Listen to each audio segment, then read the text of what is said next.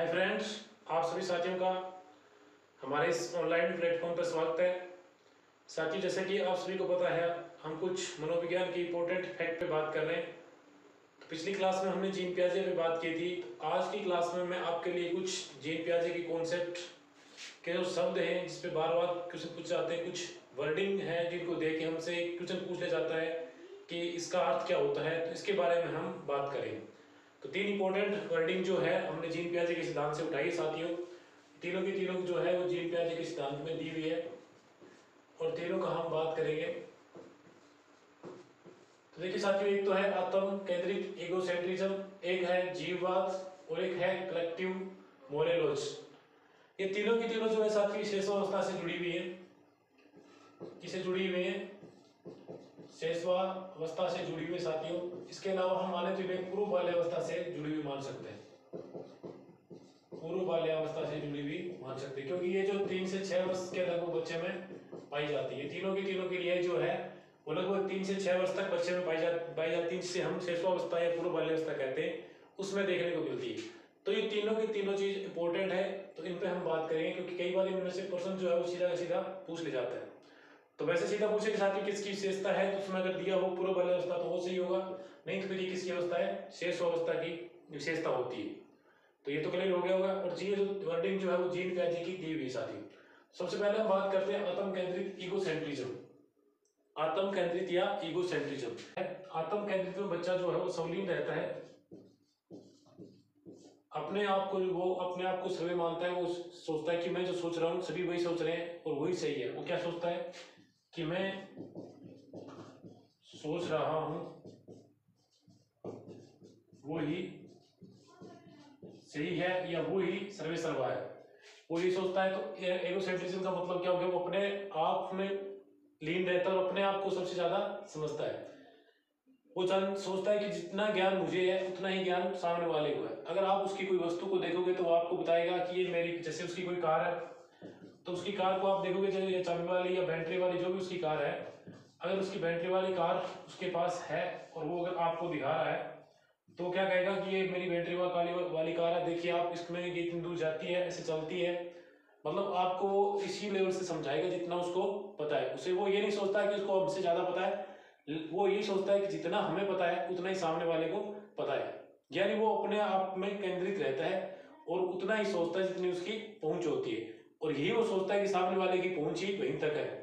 मतलब कोई भी नई चीज है वो आप अगर बच्चे को ले जाके दोगे तो उसका कोई मित्र या उसका कोई बड़ा भी आएगा, उसे भी वो समझाने की कोशिश करेगा कि ये देखो ये चीज ऐसे चल रही है। आपने जैसे कोई चाबी जो भरी जाती है वो वाली कार उसको ला के दी है, तो बच्चा जैसे ही कोई नया व्यक्ति आएगा उसको बताएगा कि ये मेरी चाबी वाली कार है, इसमें इस तरह से चाबी भरी जाती है और इस तरह से ये चलती है।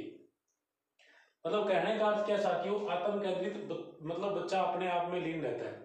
बच्चों ये सोचा कि जको हूं वो मैं हूं और सारा की ज्ञान को नहीं, मन नहीं जितो ज्ञान है, अभी तो सारा मन ही है। और वो ये सोचा भी मन ने जितो ज्ञान है, भी ज्यादा अगला है ही नहीं, चाहे वो कितनी उम्र को है, ज्यादा उम्र को है चाहे कम उम्र को।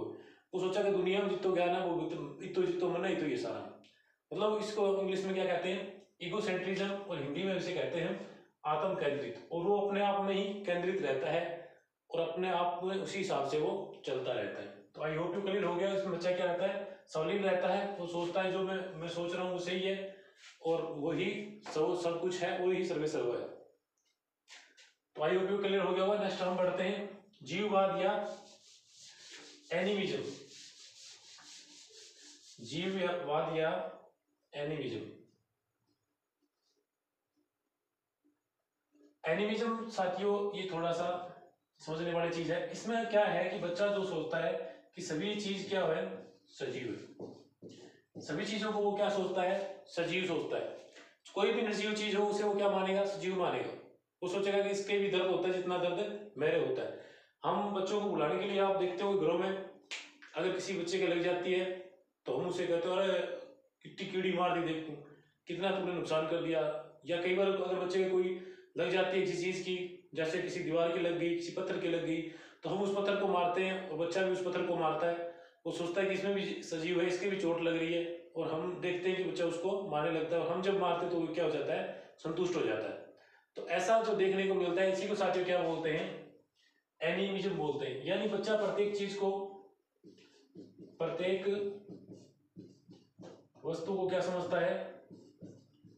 सजीव समझता है। बच्चा प्रत्येक चीज को सजीव समझता है। जैसे अगर हम बात करें, हम कहें कि चंदा मामा, तो वो भी क्या सोचेगा कि चंदा जो है हमारा क्या है? मामा है। और वो सोचता है कि चंदा मामा जो है वो चलता है, चलता रहता है। या बादलों के बारे में बात करें हम, कि बादल जो है उनके बारे में भी वो क्या सोचेगा? सजीव सोचेगा। अगर मौसम थोड़ा सा उदास है तो वो कहेगा कि बादल आज के हैं? उदास हैं। इसी तरह से अगर ज्यादा प्रकाश हो रहा है और हम कहते हैं कि सूर्य आज नाराज है, तो वो भी सोचेगा कि सूर्य आज क्या है? सूर्य नाराज है, इसलिए ज्यादा प्रकाश कर रहा है या ज्यादा रोशनी कर रहा है। तो ऐसी चीजें वो सोचेगा कि सारी चीजें जो ब्रह्मांड में जो देख रहा है वो सारी की सारी सजीव है। वो सजीव मान के वो क्या करता है? उनके बारे में चिंतन करता है, उनके बारे में सोचता है।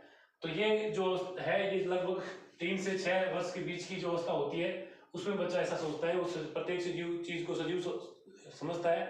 और हम जब भी उसे इस तरह से समझाते हैं तो वो समझ भी जाता है कि ये एक सजीव चीज को हमने मारा है, या सजीव चीज को नुकसान हो जाएगा।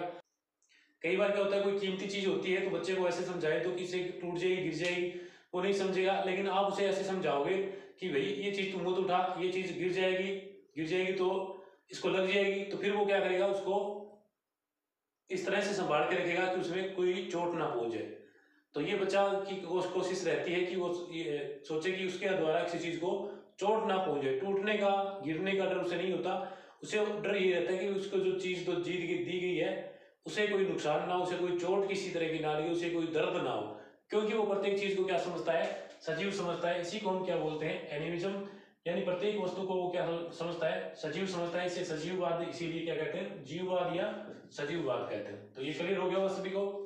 तो दो चीजें होगी हमारी, एक तो आत्म केंद्रित होगी, 600 अवस्था की विशेषता है साथियों। आत्म केंद्रित मतलब बच्चा अपने आप में लीन रहेगा। वो सोचेगा कि जितनी चीज मैं जानता हूँ इतने सारे जानते हैं। एनिमिज्म, वो प्रत्येक चीज को क्या सोचेगा? सजीव सोचेगा। तो सोचेगा कि प्रत्येक चीज क्या है? सजीव है। इसके अलावा तीसरा इंपॉर्टेंट चीज साथियों, ये आपने बहुत कम देखा होगा इसके बारे में, तो मैं आपको ये भी क्लियर कर देता हूँ। यहाँ पे है कलेक्टिव मोलेलोज। कलेक्टिव मोलेलोज, ये पीछे अभी एक एग्जाम हुआ था, पता नहीं कौन सा टेट का एग्जाम हुआ, जिसमें पूछा गया कलेक्टिव मोलेलोज क्या होता है। तो साथियों, कलेक्टिव मोलेलोज का मतलब होता है कि बच्चा जो होता है वो स्वयं से बातें करता है, स्वयं से बातें करता है। आप देखो साथियों, जो बच्चा खेल रहा होता है, छोटी अवस्था में होता है, पूर्व वाली अवस्था, शेष अवस्था का जो बच्चा होता है वो खेल रहा होता है, तो अकेला ही खेलना ज्यादा पसंद करता है। वो समूह में भी वो कम लोग के बीच में खेलना पसंद करता है। जब वो अकेला खेलता होता है तो वो अपने आप में बातें कर रहा होता है। आप देखो कि उसके पास कोई उसका दोस्त नहीं है, कोई मित्र नहीं है, अकेला खुद से बातें कर रहा होता है कि मैं ये कर रहा हूँ, मैं वो कर रहा हूँ, अब राजा बेटा ऐसा करेगा, अब राजा बेटा यहाँ जाएगा, अब राजा बेटा यहाँ आएगा। ये लड़की है तो वो कहेगी कि अब ये आपकी रानी ये करेगी, अब परी ये करेगी, जो भी है वो सोचते रहते हैं। तो इस तरह की अगर वो बातें करते रहते हैं, इसको इंग्लिश में क्या कहते हैं? Collective monologue. मतलब स्वयं से बातें करना या खुद अपने आप से बातें करना। यानी बच्चा क्या करेगा? खुद अकेला अपने आप बात करता रहेगा। और इस तरह का जो होता है उसको क्या कहेंगे साथियों? कलेक्टिव मोनोलॉग कहेंगे। तो ये तीन जो थी इंपॉर्टेंट विशेषता थी, जिसपे बार बार प्रश्न पूछा जाता है साथियों। आत्म केंद्रित इगोसेंट्रिज्म, जीववाद, एनिमिज्म और कलेक्टिव मोनोलॉग, स्वयं से बातें करना। ये तीनों की तीनों मैंने आपको क्लियर कर दिया, शेषावस्था की विशेषताएं। और तीनों की तीनों शब्द जो है आपको हम जो जीन राज्य का सिद्धांत पढ़ेंगे उसके अंदर देखने को मिलेगी। इसके अलावा साथियों छोटी सी चीज और है, वो भी मैं आपको बता देता हूँ। एक होता है पलटन। पलटन भी बार बार पूछा जाता है, चौथे भी हम बात कर देते हैं। पलटन भी एक प्रकार से बच्चों में धीरे धीरे विकसित होता है। पलटन का मतलब होता है कि बच्चे को ये पता नहीं होता कि चीज को विपरीत रूप से समझ जाए। जैसे बच्चे को पूछे कि तुम्हारा जो घर है उससे स्कूल की दूरी जो है 500 मीटर है, कितनी है? 500 मीटर है। अब उसे आप पूछोगे कि स्कूल से घर की दूरी कितनी है, तो वो नहीं बता पाएगा। यानी आपने उसे क्लियर कर दिया कि स्कूल से, घर से आपके स्कूल की दूरी कितनी है? 500 मीटर है। और आप उससे दोबारा पूछोगे कि स्कूल से आपके घर की दूरी कितनी है, तो वो नहीं बता पाएगा। ये अवस्था इसी में होता है। लेकिन इससे नेक्स्ट जो आपकी स्टेज आएगी, बाल्य अवस्था जो आएगी, इसमें बच्चा समझने लग जाता है। उससे अगर आप कहोगे घर से स्कूल की दूरी 500 मीटर है तो स्कूल से घर की कितनी होगी, तो वो कहेगा 500 मीटर होगी। तो ये जो क्रिया होती है साथियों, इसको हम कहते हैं पलटन कहते हैं। इसको क्या कहते हैं? पलटन कहते हैं। एक उदाहरण इसमें और भी दिया जाता है, जैसे एक जो गिलास होता है वो इस तरह का गिलास है, और एक गिलास जो हमने दूसरा लिया है वो इस तरह का बड़ा गिलास है, और दोनों का अगर आप लंबाई देखोगे तो दोनों सेम है, लेकिन चौड़ाई जो क्या है ज्यादा है।